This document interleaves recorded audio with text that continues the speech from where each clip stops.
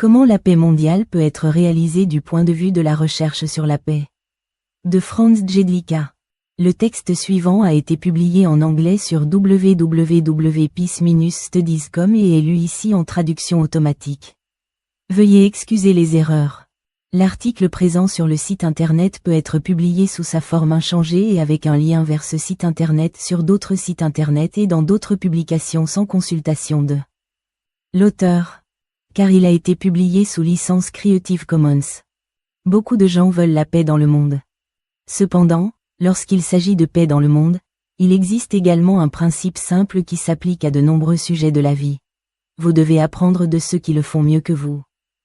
Cela signifie, vous pouvez apprendre des pays les plus pacifiques du monde. 3 caractéristiques importantes de ces pays sont la forme démocratique de gouvernement, une législation cohérente contre la violence, et un niveau élevé d'égalité pour les femmes. Je voudrais me concentrer sur les 2e et 3e aspects de ce texte, car l'importance de la démocratie pour la paix est largement connue. Mes recherches sur la paix, dans lesquelles j'ai analysé la législation de tous les pays du monde en relation avec diverses formes de violence, dans la « Culture of Violence Scale », montrent ce qui suit. Les pays pacifiques ont légalement interdit toutes les formes de violence. C'est le cas par exemple dans la plupart des pays de l'Union européenne. La violence dans l'éducation des enfants, la violence contre les femmes, la peine de mort, la torture, les châtiments corporels en prison, et la violence contre les homosexuels y sont interdites. Un gouvernement qui veut montrer à ses citoyens que la violence n'est pas un moyen de résoudre un conflit, quelle que soit la situation, doit également l'inscrire dans sa législation. Les lois d'un pays constituent la base du comportement des gens et généralement aussi la base de leur moralité. Seule une interdiction absolue de toute forme de violence témoigne d'une politique cohérente de non-violence. Du point de vue de la psychologie de la paix, le plus important est l'interdiction de la violence dans l'éducation des enfants. Une enfance non violente est le fondement psychologique d'une société pacifique, mais malheureusement, les châtiments corporels infligés aux enfants ne sont actuellement, 2025, interdits que dans environ un tiers des pays du monde. Les acteurs politiques qui comprennent cela doivent agir le plus rapidement possible sur cette question, car il faut une vingtaine d'années pour qu'une génération non violente grandisse.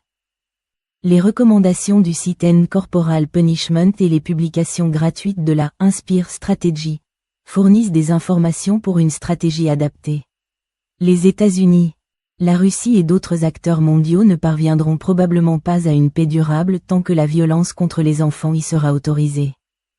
Ce qui s'applique à la question de la protection de l'enfance s'applique également à la question des violences à l'égard des femmes.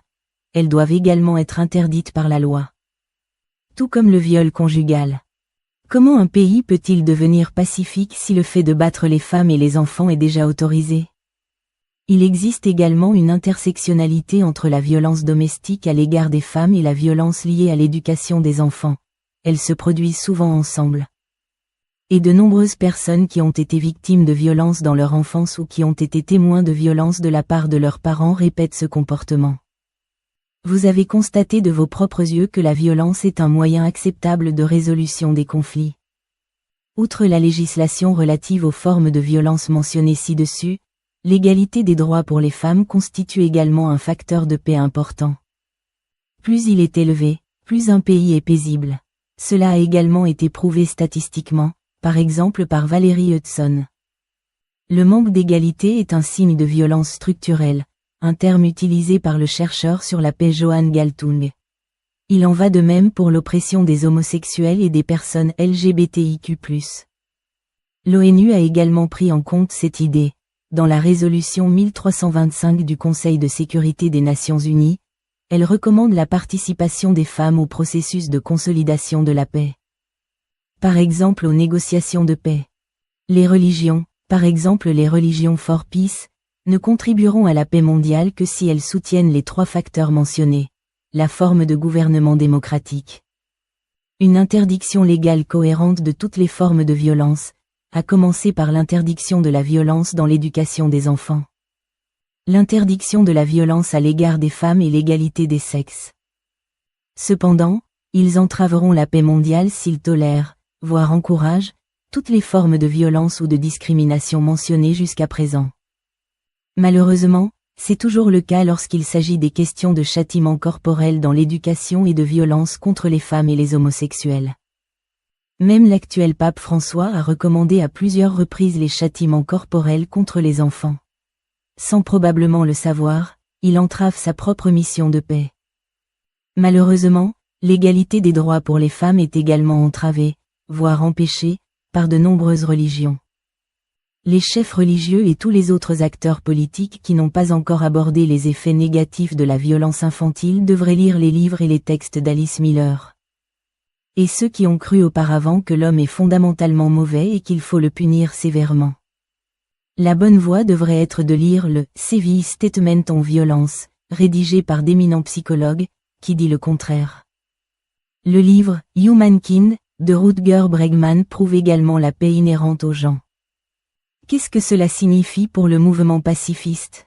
Cela signifie que manifester dans la rue pour la paix ne suffira pas. Les militants du mouvement pacifiste doivent défendre les démocraties, l'interdiction légale de toutes les formes de violence et l'égalité des droits pour les femmes. Cela nécessitera un activisme international, comme celui mené par Amnesty International. Les hommes du mouvement pacifiste en particulier doivent s'exprimer clairement en faveur de l'égalité des droits pour les femmes. Par exemple en s'engageant dans la campagne E4She ou en portant le ruban blanc de la White Ribbon Campaign, un mouvement mondial d'hommes contre la violence domestique. Les facteurs mentionnés doivent également être pris en compte dans l'aide au développement et la politique de développement. Le concept du triple nexus, également connu sous le nom de HDP Nexus, recommande déjà que les activités d'aide au développement et d'aide humanitaire soient complétées par des activités de consolidation de la paix. Par exemple, dans la coopération au développement, pourrait-on toujours souligner l'importance d'élever des enfants sans violence? Les journalistes peuvent également jouer un rôle important dans la question de la paix mondiale. Vous devriez toujours expliquer les connexions que j'ai énumérées ici aujourd'hui. Lorsqu'il s'agit de dirigeants politiques autoritaires dont l'expérience s'est avérée constituer une menace à la paix, les journalistes devraient tenter d'étudier l'enfance de ces individus. Des recherches psychohistoriques, dans lesquelles les biographies d'hommes politiques ont été analysées, ont montré que les bellicistes et les dictateurs eux-mêmes ont été victimes de violences dans leur enfance. Vous pouvez lire à ce sujet, par exemple, dans les publications de Sven Fuchs. Si vous le reconnaissez à temps, peut-être que quelque chose de pire pourra être évité. Malheureusement pour Hitler, Poutine et bien d'autres, il était trop tard. En fin de compte, il s'agit aussi de ce que peuvent faire les personnes qui vivent actuellement dans un pays plein de violence. Ce ne sera pas facile, mais ils devraient essayer de discuter du traumatisme social de leur pays dans des groupes d'entraide ou des sharing circles afin d'y remédier. Il doit y avoir du temps et de l'espace dans ces groupes pour exprimer son chagrin. Mais il devrait également y avoir une discussion par la suite sur la manière dont on pourrait briser le cycle de la violence à l'avenir, surtout si ce cycle a déjà commencé dans sa propre famille. Le terme psychologique pour cela est appelé traumatisme transgénérationnel. Les origines psychologiques de la haine devraient également être discutées. Il est compréhensible que la haine surgisse parce que soi-même ou son propre pays a été attaqué ou opprimé. Mais il serait important de reconnaître la haine qui naît de la violence ou de la négligence vécue dans l'enfance. Il serait tout aussi important de reconnaître la haine qui naît de l'envie ou du désir, que l'on réprime ou supprime. Le psychologue Arnaud Gruen a écrit des textes importants sur ce sujet, et le « Strict Father Model » de Georges Lakoff est également pertinent. Il explique pourquoi les gens qui ont eux-mêmes eu une éducation stricte aiment voter pour des politiciens autoritaires. Il a été étudié il y a plus de 70 ans sous les termes de caractère autoritaire et de personnalité autoritaire. Mais les pays en paix doivent également prêter attention aux évolutions négatives qui pourraient mettre leur paix en danger. Un danger rampant réside dans la violence toujours croissante dans les médias et sur les réseaux sociaux. Les romans et séries policières montrent de plus en plus de violences détaillées. Le résultat est une désensibilisation de nombreuses personnes. Dans les journaux télévisés, seules les mauvaises nouvelles sont de bonnes nouvelles, semble être de plus en plus le cas. Même dans les pays en paix, on dit que la violence est normale, au lieu de parler des facteurs qui renforcent la paix, la démocratie, les activités des associations sociales et de la société civile. Les initiatives éducatives, une politique sociale et sanitaire inclusive, un système fiscal compensatoire pour éviter inégalités excessives. Et bien entendu, les jeux informatiques dans lesquels des personnes peuvent être tuées ou blessées devraient être rejetés. D'ailleurs, ils ont été pour la plupart produits dans un pays où la culture de la violence est plus élevée que celle de l'Union européenne. Toutes les voies vers la paix mondiale que j'ai mentionnées ne sont certainement pas des stratégies qui fonctionnent rapidement. Bien entendu, les guerres actuelles concernent des négociations de paix, de préférence, comme je l'ai déjà expliqué, par les femmes. Les méthodes de médiation telles que la communication non violente et les empathy circles peuvent également être utiles. Mais à mon avis, quiconque s'efforce d'instaurer une paix mondiale durable doit prêter attention à tous les points que j'ai énumérés ici, même s'ils ne deviennent efficaces qu'à long terme.